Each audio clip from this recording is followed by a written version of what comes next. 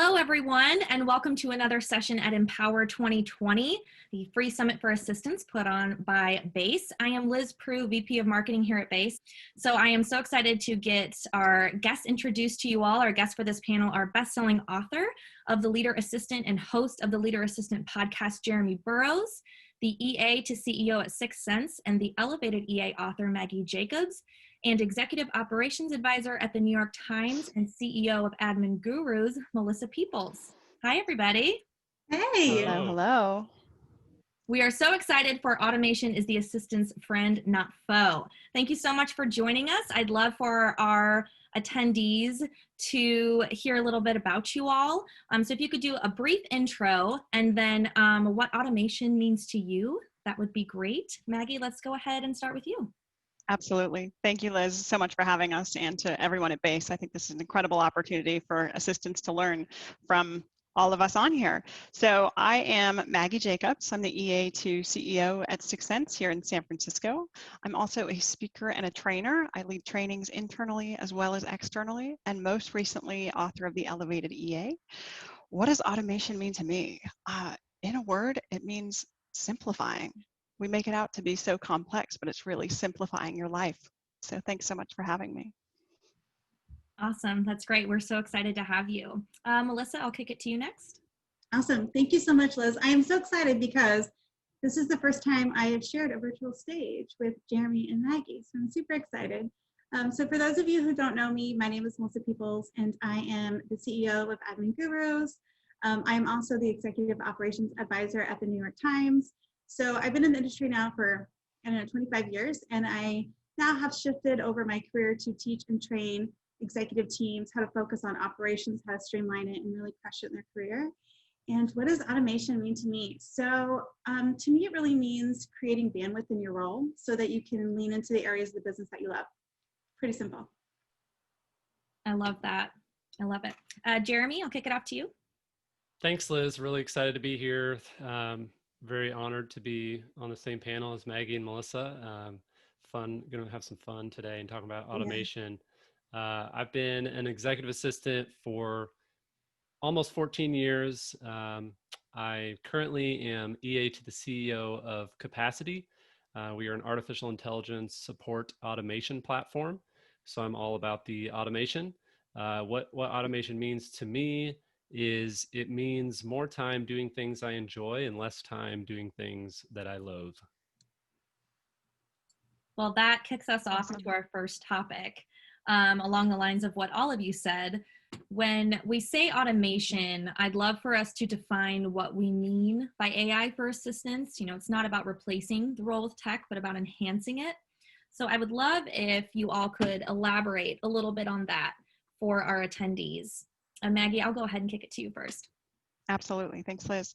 So when I first heard AI and automation, I immediately froze and just got all in my head and thought, what does that mean? Am I going to be replaced by a robot?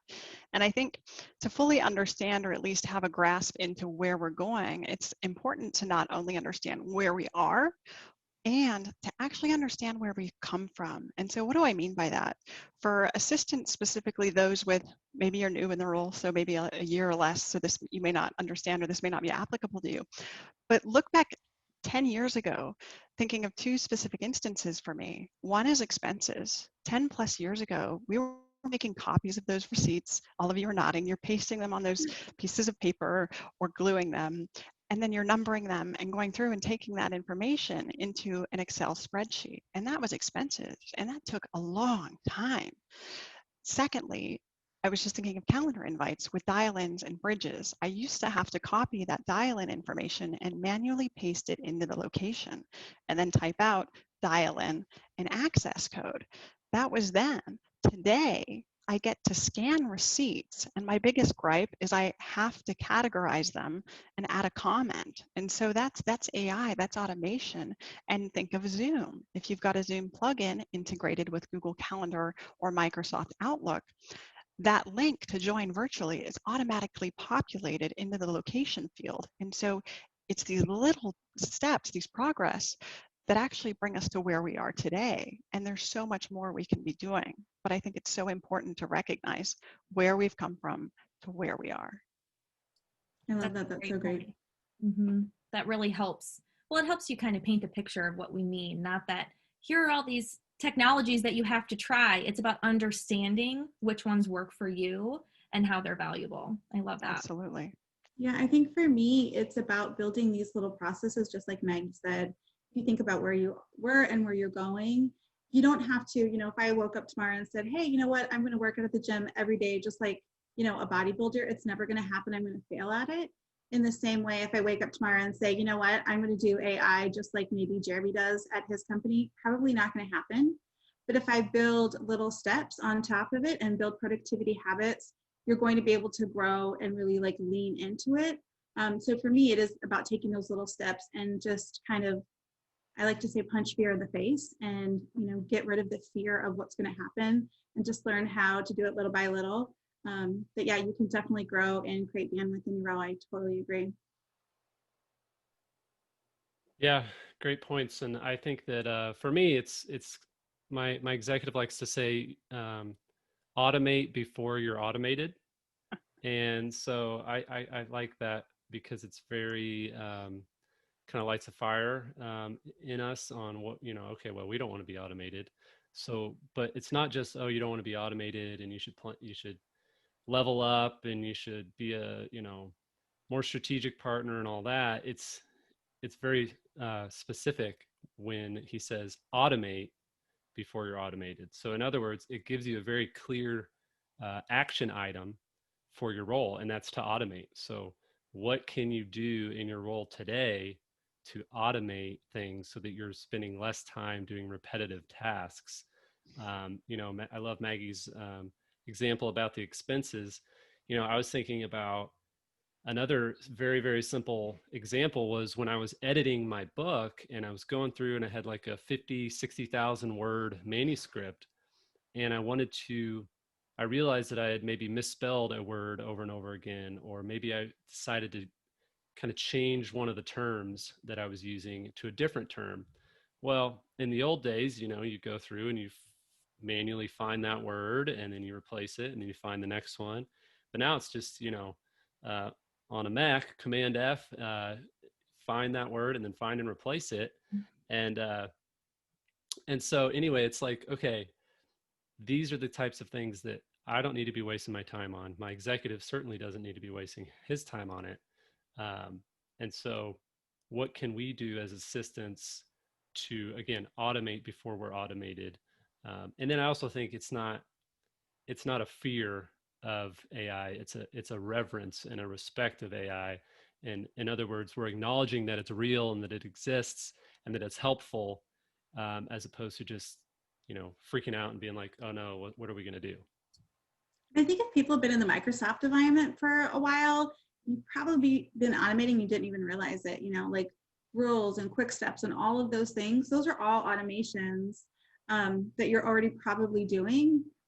And you may just not have realized that that's some ways to automate. Yeah.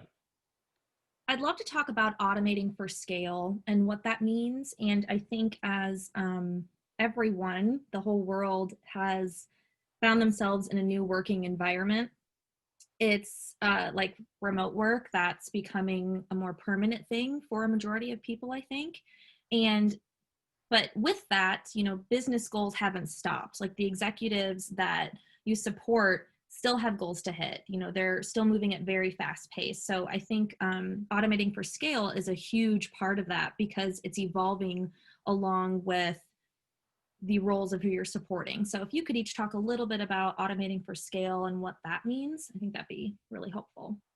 Okay, I'll go first. Okay, yeah. So Melissa, I'm so glad you touched on rules and quick steps because initially I wanted to talk about that, but I think let's take it a step further. What's beneath that? And it's reducing or at least eliminating a lot of the noise that's thrown at you, particularly since we're remote, because there's so many different pieces, whether it's instant messaging, email, cell phone, a lot of that. And so one specific instance that comes to mind for me is calendar acceptances. If you're supporting multiple executives and you send a ton of invites every single week, you're going to get a lot of those acceptances. And so one thing I love to leverage to keep my inbox less noisy is to create a separate folder for calendar acceptances. And we can map that out in Google and the steps later.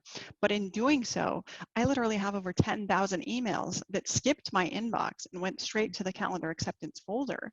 Now, granted, I don't have every single one go there. I want to call that out because I create exceptions within that rule that look for the word tentative, declined, or proposed. And then that way, people that are responding with non-acceptances, I can actually see those and triage that going forward. Yeah, I love it. I think when you're thinking about different ways, earlier I had mentioned about building little productivity habits on top of all of these things. Another thing is some EAs, I'm hearing a lot of, they're getting multiple executives right now, and things have changed in their org and they have just a lot more work, a lot more volume. Mm-hmm. And so figuring out, I'm a big proponent of understanding how you work and figuring out where am I spending the most time. Once you do some of that thought work, then you can start to pinpoint like where are the areas that are big time wasters for me, what are a lot of these repetitive tasks, and how can I streamline them so that I can go faster and still focus on the areas of the business that I love. So for me, it's about minimizing the tactical pieces and maximizing the strategic focus. And, you know, you just kind of start where you are and expand from there. Yeah, and when it comes to scale, like a lot of times we think scale means what can I do more of? What's something that I can do at a, you know, how many emails can I automate? How many calendar invitations can I block? Whatever. But we also need to think about other people, so team members and the rest of the company. So when we're talking about automating at scale, you know, I'm not just setting up an automated workflow within our capacity platform for me. I'm setting it up for the entire team to use. So then you're multiplying your efforts and you're automating things that the whole company can actually utilize. And so that takes the scale to a whole nother level. Absolutely. This kind of weaves into our next topic, but you all touched a little bit on using this to focus on more strategic work. And we say that a lot here at Base, but I'd love to get examples or use cases from each of you on what that means before we dive into exactly what to automate, so you know what else to focus on. But if you could each talk a little bit about what we mean by focusing on strategic work. That's one of the questions consistent questions that we receive from our attendees too. I'll switch it up a little bit, and Jeremy, we'll have you talk again. Great. So when I think strategic, there's one question that I ask of myself, and when I'm working with other assistants and their executives, what are the goals of the organization / the executive? So when you think strategic, what are you doing to impact the bottom line, which ultimately the goals are usually reduce costs, increase revenue? You know, those are pretty much the if you really strip out the bones, down to the bones, it's that. So what can we do as assistants, and what can I do as an assistant with my executive to drive revenue, get more investors, reduce costs? If I look at things through that lens, then I'm automatically thinking strategically and thinking as if I'm the executive. And I've kind of been on a kick lately where, you know, people ask me like, what EA training should I do, and what professional development should I do? And I've just been like, you know what, you should train as if you're the executive. Yeah. So go to the executive's trainings, read what your executive's reading. And so when I think strategic, I think what's going to drive the needle forward for our company, in our industry, and in, you know, currently in the global pandemic. And so I try to eliminate those tasks that don't drive the needle as much and increase the ROI of my role by thinking about the bottom line and the overall goals and OKRs of the company. I love that. That's great. Maggie, we'll go to you next. Okay. When I think of strategy, and this is in its most simplistic terms, I think from a to Z. And that's at the executive level, right? The company's goal, let's say you're in tech, is to sell or IPO. But what are the steps in between, right? You have A to Z, but what's A to B? What's B to C? What's C to D? And when I hear strategy or think strategy, I just came from sitting in a 2-hour executive leadership team meeting, and they talk a lot about a lot of stuff. And oftentimes there is an agenda, sometimes there's not. And so it's being that, I don't speak sports, but I think quarterbacking that meeting to track what's on the agenda, to keep people on task, but not only that, but to follow up and track those deliverables, assign one owner, because anything more than one and you lose accountability, and to track those deadlines and deliverables. And so anyone can attend meetings, but unless you've got an agenda with real outcomes decided and deadlines and deliverables, oftentimes it can be a waste of time. And so for our roles, it's really important to get a seat at the table, to get access, to ask questions, and to be that resource for your executive, because they may not be tracking it all themselves. And so to me, that's where the strategic piece comes in. I love that. We recently had a consultant that works with businesses, specifically with OKRs, talk about that and saying that the trend and the preferred person to manage that is the executive assistant, because they're the person that works closest with the executive. They're managing their priorities. And so it makes complete sense that they would manage the progress to goal, because Absolutely. It is the most significant, piece of the executive's role. So it's just interesting that how that is just consistently said across all of these recordings, and then just what the industry is moving towards. Melissa, I'll pass it to you. So I 100% agree with both Jeremy and Maggie. So I'm not gonna deep dive on that. What I am gonna say is that right now we're kind of right smack dab in the middle of planning for 2021. And I think because most of us are not doing 2 out of the basic 4, so inbox, calendar, travel, expenses, you're not doing travel and expenses that much right now. And so, where are you being that strategic business partner, which to me is being an extension of your executive, right? You've built up your business acumen so that you know what's happening in the business, you know how to drive forward, you know the entire life cycle and lifespan of projects and tasks. And it's going to be different for every executive. If you have an executive who speaks a lot, their deliverables are going to be very different than if you have an executive who's maybe prepping that doc for the CEO or whatever that looks like. So partnering with them so that you're understanding how they personally work. If you follow me, I believe that they're activators and strategists, and they work differently, and the way they give and receive information is different. So understanding really intimately how they like to be communicated to, what their meeting preferences are, what they like their pre-reads to look like, what do they want their communication to look like. All of that stuff helps drive the business because they're not wasting time chasing it after themselves. And so to me, that is really partnering strategically, in addition to everything that Jeremy and Maggie just said. That's great. It weaves into my next question for you all, which is taking a little bit of a step back, because we've talked a lot about what is possible, what you can do, what leading assistants like yourselves are doing. What are some suggestions for our viewers here today in terms of taking a step back and looking at what they should be automating? Do you ever do gut checks on, okay, is this something that I should be automating, or I am spending way too much time doing this? How would you suggest starting that process? Oh my gosh, who's gonna go first on that one? I know. I'm gonna throw something out there that might be a little shocking, is I actually do not suggest automating calendar stuff. But I don't, and I'll tell you why. I'm gonna mute you. No, I don't know. What are you talking about? So the reason why is I think it depends on where you are in the org. And the higher level that you're getting, to me, I am a huge proponent of avoiding contextual switching all day long. And so I like to theme days and be really intentional about when and how those meetings happen. And I think if you're supporting 5 executives, 100% you can automate it, because you're probably not being as intentional because you just don't have the bandwidth.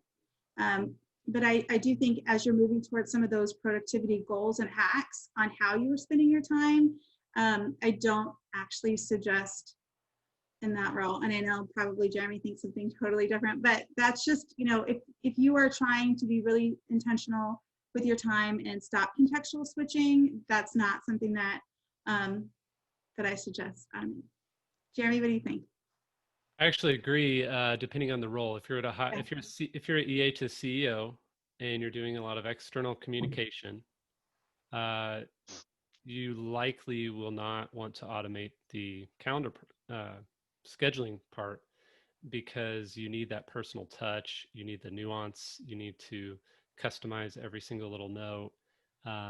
As much as I, you know, passive aggressively hinted towards my executive that I wanted to automate this scheduling of 700 investors for our Series B round, he's just like, we can't, we got to do it one by one. And so, yeah, I think now that said, there are other roles in the company, and you can automate internal meetings. Like we have our capacity bot. You can just say schedule a meeting with Danny and Chris and David, and it'll look at all three of their calendars, find a time, and then you say, okay, pick that time, and it schedules it.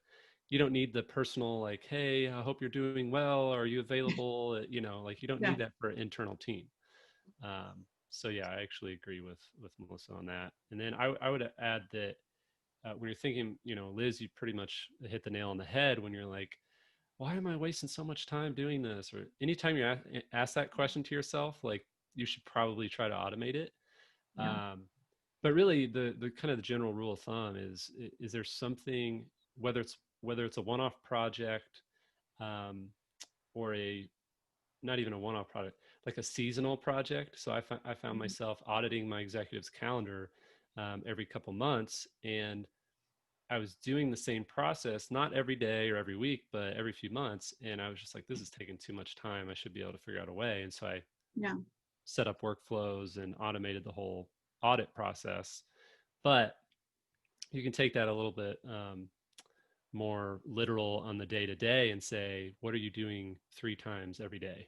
If there's something you're doing 3 times every day, you can probably automate it. And it could be as simple as a email template that you just drop in instead of typing the whole thing out. Yeah, 100%. You both teed me right up for this. I actually forgot the question, but this is great. Do you mind if I share 2 quick examples? Of course, yeah. So I was a little intimidated about this panel. I thought, Jeremy, AI, he talks about this stuff all the time. Like, what am I going to talk about? But there's 2 things, because I think we have a tendency to overcomplicate, and it's really about what I said at the beginning, and that's simplifying. And so I thought, what are the things I used every single day? And I'm talking weekends too, after 6 p.m., sometimes after 10. What do I use every single day, and what's been the most impactful to me and to everyone else that I share this tool with? And so I'm going to share 2 things just quickly, and they're calendar specific because that's where we live, most of us. And the first one is calendaring from your mobile phone. Doesn't matter if you're 365 or Google. Please download the Outlook app. You don't have to have a 365 license to use it. And so when you're scheduling with an external party, how many times have you had to manually type in, like, Friday the 13th, but maybe it's actually the 11th or the 12th? And so within the mobile application, go to email, as if you're typing an email, and then down at the bottom left, and again, I can send handouts and screenshots for this, down at the bottom left, there's a calendar icon where you're able to insert availability, either from your calendar or Value Bomb, your executive's calendar, and you can insert time slots that will adjust to the time zone that you're in. So you don't have to type that out. I operate largely from my phone if I'm doing all scheduling, even if I have 4 or 5 executives' calendar pulled up on the main screen. And that significantly reduces the time I spend calendaring. So that's one. I said there was 2. This next one saves me literally hundreds of thousands of keystrokes every single year. And I think you guys touched on it earlier. It's similar to quick steps or templates, but if I'm operating from my phone, because the email client on your machine doesn't have that calendar feature that I just talked about, from your phone doesn't have quick steps or rules or templates to insert, at least that I know about. And so what do I do to save hundreds of thousands of keystrokes? Well, if you type OMW, I think it expands to on my way, or TY expands to thank you, right? We all know that, but you can add your own keystrokes. And I write about this in my book. I've been sending the same email for the last 10 years. Great to meet you via email. Would your calendar accommodate these dates and times? Please let me know where there's alignment and I'll send an invite to confirm. And so I create my own keyboard shortcuts. GTM, 3 keystrokes, is great to meet you via email. PLA is please let me know where there's alignment and I'll send an invite to confirm. Thank you. And so I have many more that includes addresses, signatures, phone numbers, email addresses, but think of things that you type out more than once a day, or even if it's more than once a week, and add those to your phone underneath, I think it's in language, keyboard, and settings. Can I geek out for a second? You can actually send availability with like one click on your desktop too. Oh, Be on it. I'll send you. yes, one. please. I think Thank you. that notion of systemizing how you work is so important. And even so a lot of folks listening or viewing today are a part of assistant teams. And I think that flows into that as well. You know, think about what you can systemize across your team that aligns with, again, going back to aligning with company goals.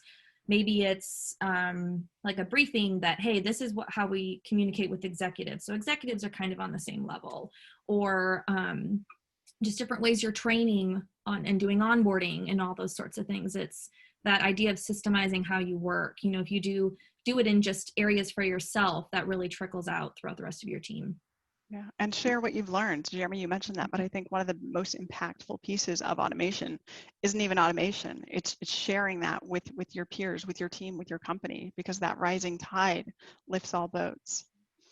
Yeah. I love that. I do think that when you're thinking about from an automation standpoint about what you're automating and how you're systematizing, it can really help. So obviously you're going to look through and like, where am I spending my time? What am I doing that's repetitive tasks? Not just like tasks, but activities. So like right now, as we're going through this strategic calendaring process, you know, basically what we're doing is we're planning 2021 and then we're reverse engineering it down, which is really the same thing you're going to be doing for tasks, right? Like, what is the end goal? So if you have, let's just say, boards or earnings, and you have a ton of meetings that are coming before it, you know, to plan out a calendar, you've got to think through with those steps. Just in the same way, like if you have board decks due, like what are the steps that you have to take? Who has to see it? Who has to sign off? Who does it go to next? And those are some more advanced ways that you can look at automation and automating your workflow and sort of, okay, Jeremy's seen it, now it needs to go to Maggie. Maggie's seen it and she's approved it, now it needs to go to Liz, that type of thing. So there's lots of different ways that you can think through depending where you are in your automation or productivity journey.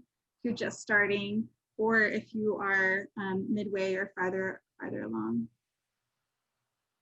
Before we move on to our final topic, I wanted to just quickly recap for everyone, because this is something that, again, is consistent across a lot of our sessions, I think, and it's being honest about where you are so you can set realistic goals for yourself. Because when you're implementing new automation, new technology, new strategies into your workflow, I mean, it is for me too. I get overwhelmed and you kind of get crippled by all these amazing things that you can do and you don't know where to start. So I love that idea of, you know, kind of taking that approach of what are things you do? What did you say, Jeremy? The 3 things? It's something that you do 3 times every day. Yeah. Kind of setting goals for yourself or some kind of structure to help you hone in on where to start. Yeah. What's the simplest thing that you can do that's going to make the most impact right away? And that could be a simple automated rule or filter in email, so that when you get emails from your executive, there's a big bright label that says don't miss this or something. Mm-hmm. You know, like it could be that simple, just to get started. Yeah. Even your receipts too. I think so many of us accumulate a ton of receipts and then we go through searching for them at month's end, and you can automate or apply a filter to that to have all those different domains immediately forwarded to your expense provider, so they're appended to your most recent report.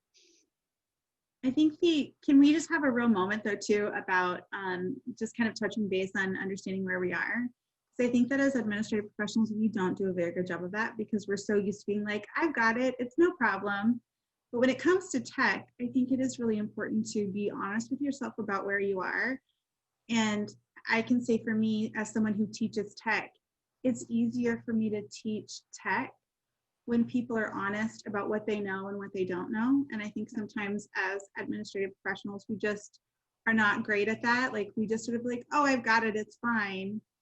But you can't really grow in a really authentic way about how are you utilizing tools. So I think having a real honest kind of reflection moment with where am I in my journey and where can I improve really does, you'll able to grow a lot faster than, how we are like, oh, I've got it, it's fine. Just be honest where you are so you can truly grow. Exactly. That's great. One of our panelists, Debbie Gross, says that she always looks at experimenting with new tools as exploring new tools because it kind of like lets down that fear of what you were just talking about, where maybe you're afraid to try something new or you just don't want to disrupt your workflow, but it kind of allows you to be a little bit more honest about what you actually do need. So you can be a little bit more strategic about what tools to try and all of that. That's and great. I think it's really great too to tap into other people's strengths, is we're not all, I think there are some people that are very willing to push that button and it's like, I wonder what this does. And then there are other people who that just freaks them out. Like if I touch that button, what's going to happen? And so I think those are the moments where you continue to build relationships and build your network, connecting with other people who are already doing that and who enjoy sort of tech. If you are kind of just beginning that tech journey, you can always lean into someone else and kind of, hey, I see that, Maggie, I noticed that you're doing this all the time. Can you show me how? And be vulnerable with each other. And I think that's just a really great way to, build those relationships between each other as administrative professionals as well. Awesome. I love it. All right. So our final topic is around future-proofing your career, which sometimes I don't like saying that because I believe that this role is exploding even more with remote work and the future of work. I really believe that, and BASE believes that is focused around the assistant. Every knowledge worker should have an assistant. And I think that extends, just beyond executives and VPs. I mean, managers, anyone, any knowledge worker needs this support, and it's so crucial. And I love that we talked about objectives and key results earlier too, because so many of those types of roles live and breathe by that, but they're also doing so many things, manual things, a day where they need help, and automation is definitely a part of that. So I'd love to talk a little bit about where you think the assistant role is going. Like, where do you see the assistant role in the next year? And I know that's a bit of a loaded question, but considering the last 7 months and a lot of the work transition, I'm very curious to hear all of your perspectives on that. We'll go to Jeremy first and have him kick us off. We'll give the tough question to you first. It's all right. I can handle it. I don't know if I can handle it well, but I can handle it. So I think in a year is not very long, but it is kind of a long time. When you think about a year ago, we had no idea that Right. what was going to happen this year. So I see a couple of things. I see when we say future-proofing your role, and when you hear people talking about, AIs or assistants embracing AI, I personally like to talk about assistants specifically embracing AI because I'm an assistant and I work with assistants, and, I'm passionate about helping assistants. But really, it ultimately affects every role, whether you're CEO, you're a CMO, whether you're an office manager, whether you're a marketing, engineer, whatever. AI is affecting, it already has, and it will continue to affect everyone's roles more and more. And so the way I see it is but if we're going to specifically talk about assistants, I see two things. One, I see assistants, true like executive assistants, um, senior EA, what do you want to call it, chief of staff, however, whatever the title is that in your setting and in your history kind of elevates the role. Um, they're going to become more valuable. We're going to become more sought after, um, more impactful on the bottom line than ever. But I think that lower, you know, lower level admin work and admin roles um, are going to be very, very challenging to find over time. But that said, I see a shift in. There's an EA in St. Louis who um, their company got acquired by Monsanto, one of the biggest companies in the world, and it kind of got absolved into there, and her role was basically gone. But she had all of the tacit knowledge of the organization right here. Yeah. So what did she do? Did she just say, "Oh, I'm gonna have to just go find another EA role, whatever"? No, she created her own job, and Yeah. it was a knowledge management lead essentially. And so what I see more happening is EAs who really are thinking about the future and trying to future proof. And as AI becomes more and more prevalent, I see assistants as one of the top knowledge management lead type roles. And then also the AI trainers. I think assistants are going to be kind of working in tandem with the AI and with the bots and with the tools and machine learning and robotic process automation tools. I think we're going to see kind of the partnership between RPA, workflows, AI, and assistants kind of become a very powerful, high demand role. And again, it's all about who knows everything, who goes to, who do you go to if you have issues in your company? You go to the EAs. Who do you go to if you need help with something? Who do you go to if you don't know where something is? And so if we can embrace that, if EAs can and other assistants can really just own that and say, you know what, I am a knowledge management expert, I am a knowledge um, guru in my organization, and so I'm going to use these tools to scale that knowledge across the organization. But the thing that we've learned in 4 years building out an AI tool is it's humans plus AI, and you need the human element. You always need to train it. You always need to fix it and correct it and guide the AI along the way. And so that's what I see as a really big opportunity for our profession. Awesome. Thank you. Melissa, I'll toss it to you. So I'll take a different spin. I'm seeing a lot of people so what I'm doing at the Times right now really is about executive ops, just because we're not doing travel and expenses. And I'm hearing that just across the board. And where can you lean into the business and really sort of help drive those life cycles from idea to implementation? And I think that is a really big opportunity for us right now. If I had to guess between what had the biggest impact between AI and COVID, I would 100% say COVID. Because there are so many people who right now are either two things have happened. They're very busy and their volume has exploded, or they just feel that they have been completely disconnected and there's not a lot of connection. There's not a lot in the middle. It's sort of like one or the other.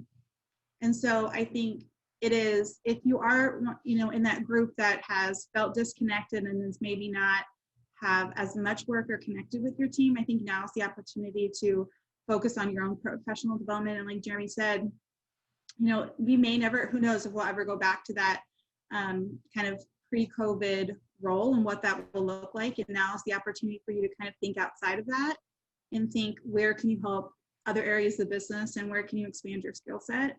And then for those that are really, their volume has increased, or you have more executives or whatever that look like, it's also an opportunity for you to utilize tools and tech to help streamline those processes so you do have more bandwidth, because no one wants to have a job that they hate, right? So, and all of us like different parts of the business. So, if you're feeling that overwhelming moment, then it's an opportunity for you as well to level up your skills in a different way. So, Yeah, but definitely it's not going away. Yeah, I love what you said about no one likes to, do work that they hate. Like that's why I'm excited about AI is because a lot of the tasks that AI is best able to take care of are things that I just don't really enjoy doing. And so, Yes. And I I don't think want to it's part spend of time. the, you know, creating this career with intent that you really love. Like I would guess each of us, that's part of the things that we naturally lean into, and we sort of avoid the things we're like, oh, it's not my favorite thing. And now's an opportunity that I don't think we would have ever had before, where we can say, be really reflective about our roles and say, what do I like? What don't I like? And how do I lean into that in a different way? So it's a scary / super exciting time, I think. I totally agree. Yeah, Maggie, what do you? So I don't have a crystal ball, but one of my favorite phrases is, and I strongly believe this, the role of the executive assistant, or whatever title you choose to call it, is one of infinite possibilities. Beyond the core responsibilities of travel, calendaring, and expenses, those will always be there, maybe not. But someone who can continuously add value beyond their current job will always have a job. That I know and believe. And what do I mean by that? I'll speak to my own personal experience. I have the titles speaker and trainer, but what does that actually mean? How did I get here? And so you want to speak to future-proofing your career. I heard several years ago that public speaking was the new glass ceiling. I became an EA so I wouldn't have to talk to people. I didn't know what I was thinking then. Truly, I thought I could hide behind a computer screen. But after crashing and burning a few times, publicly humiliated, I relentlessly pursued public speaking training to the tune of over 50 hours. And so if you do that, how does that future-proof your career? Well, let me tell you, if you continuously take trainings and then share what you've learned, there's this theme here, it's always sharing what you've learned, that requires public speaking. And so you want to be able to speak to your audience in a way that's compelling. Another one that falls in line with training. Every time you take a training, and I want to come back to this, relentlessly pursue training opportunities within your field, but also beyond the EA realm. Yeah. If you work in finance, go learn budgeting and profit and loss and all those terms that your CFOs and your executives speak about. If you're in sales, go take sales classes. There's a lot of developmental resources at your disposal, and the learning doesn't stop once you've reached a certain point. If anything, it should continuously expand, because when we expand, we help those around us grow. And so if you really want to future-proof your career, never stop learning and sharing what you've learned. I love that. That's great. I'm a marketer, and that's something that's great advice even for me. I mean, with learning the role of the assistant, I've done a lot of these panels at this summit, and I've learned so much. You have to, but it's the same thing where whatever industry you work in, it's education for both your role and then also where that role exists. Yeah. So I love that. That's great advice. We only have a few minutes left, but we have a couple questions from our attendees today. So we'll do like what's that called? Like a rapid fire round of questions. So we have one, do you use any project tracking platforms, Asana, Monday, Base? I swear I didn't write that, Microsoft Project, to work with your executive and or team, and what types of workflows do you track, and do you automate any of those workflows in these platforms? I will do a quick plug for Base. We just released Tasks. It's in beta right now, which does all of that. So you can, or in a way, go in and check that out. I will just do that quick plug, but I'd love to hear from you guys as far as what project tracking platforms you use. Who's gonna take that one first? You go first. I would say, because if I'm in the Microsoft environment, then I like to stick in the Microsoft environment. I don't generally expand out. I love Microsoft Planner. And I think if you're just starting off in that sort of, if you're looking for like a really easy Kanban board and assigning things to people, it's all sort of connected in one ecosystem. I think that's great. I do think that the best tech tool is the tool that people will use. And so I do think I think that you have to understand where your team is. And if you are very techy and the rest of your team is not, then I think you have to be careful on how you implement other project management tools. Because I think that for those of us who are super techy, we can get really excited and do all these things, and someone who's not can, have a little moment of like not doing that. So yes, I think you should, but I think you should be mindful of your team, of what does that look like for them and how much pressure is it going to be put on them. And I always like to say, like, this is not a short-term game. Automation, tech, productivity, all of this is a long-term game. And so don't think about, well, tomorrow we're going to do all these things. What are you going to do, 3 months, 6 months, a year, next year? What is that going to look like? But I would say, yes, definitely go towards automation and utilize the tools to your advantage, 100%. Awesome. Start with the thing you do 3 times a day. Start there. Go Start there. small. I love that you said, Go ahead. Oh, yeah. I was do you each want us to go? Okay. You're good. No, Melissa, I love that you said meet them where they are, because we are a Microsoft shop. There's Planner, but it's driving the adoption of the use of, I fell flat on my face. And so you have to think, you really have to simplify. We overcomplicate everything. And so what did I do? This was specific to our executive team. Couldn't you get them to use Planner, Asana? No. So everyone knows how to use Excel, right? So I created an Excel sheet within the executive drive, and I called it the executive focus. And that's what I used in our executive meetings. It was the action item, the deliverable, the owner. And I really geeked out and created pivot charts and did conditional formatting. So dates that were within, let's say, 7 days would turn orange. After that, they'd turn red. And so it's an Excel spreadsheet, but that's what people actually used. And granted, there's so many apps out there, but you've really got to meet people where they are. Yeah. Yes, same here. I personally don't like Asana. Trello's okay. We use Jira. Our engineering team uses Jira, but it's more engineering focused. I use a Google spreadsheet, Google Sheet, and we use Google Sheets like crazy, and that's what people use, and that's what people are productive using. And so, yeah, you don't need to reinvent the wheel if the wheel's moving. I think for me, the bigger thing is if you have an opportunity, what do all of those things have in common? They're all collaborative tools. Mm-hmm. I would highly suggest, though, getting out of your inbox and, whatever collaborative tool you can get people to use, go there. And just the idea of getting people to collaborate, I think helps just overall. Everybody's mindset keeps, like Jeremy said, keeps the needle moving forward so that it's not stagnant. You can help close out that life cycle. But yeah, collaboration tools, whatever that looks like for you and your team. Y'all got to get on Airtable. I'm telling you, it converted me from Google Sheets. I checked it out compared to Microsoft Planner, and if you're in the Microsoft system, it breaks. I think it breaks. I don't know, Maggie, what you think, but when you're in the Microsoft system and you start pulling in other tools, it breaks. So yeah. I like it anyway. Stay in the ecosystem. Yeah. Okay, last question. Let's pick this one here. When you have reoccurring tasks and meetings, what is the best way you automate reminders for tasks and agendas for meetings without recreating them each time?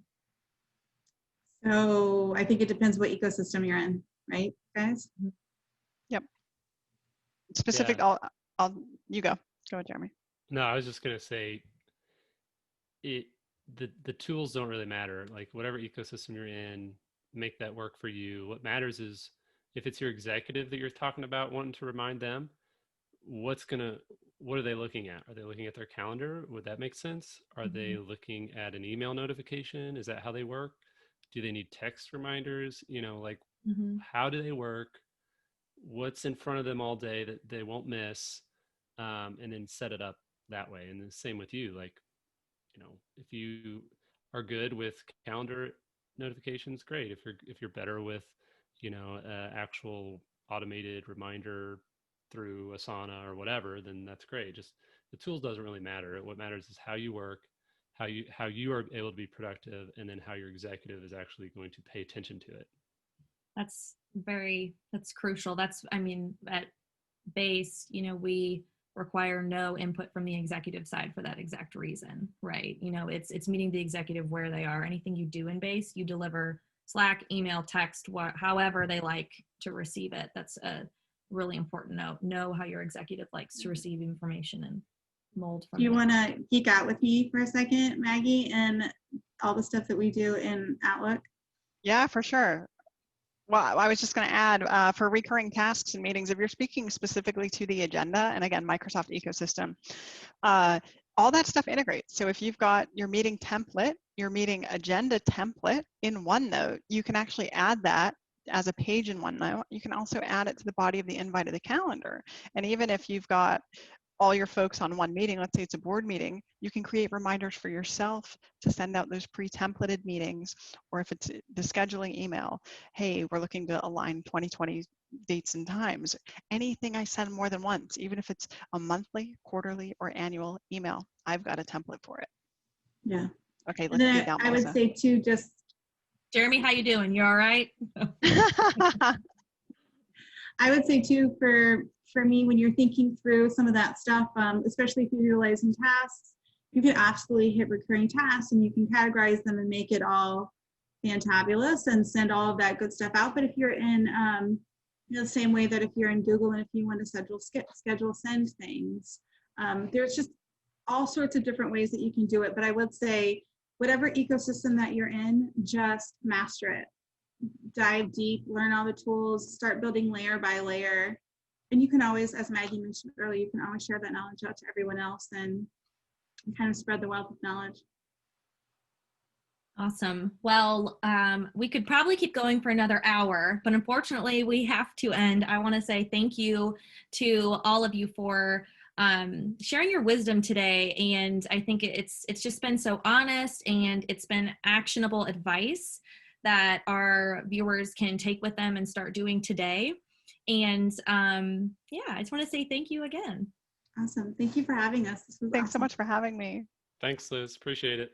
Of course. And don't forget, everyone, to check out the Leader Assistant podcast and Leader Assistant book by Jeremy Burrows, and the Elevated EA book by Maggie Jacobs. And you can check out Admin Gurus, where Melissa Peoples, her YouTube page, shares tons and tons of advice, because I know you guys are probably wanting lots and lots more. Well, there are tons of resources from our 3 panelists where you can receive that.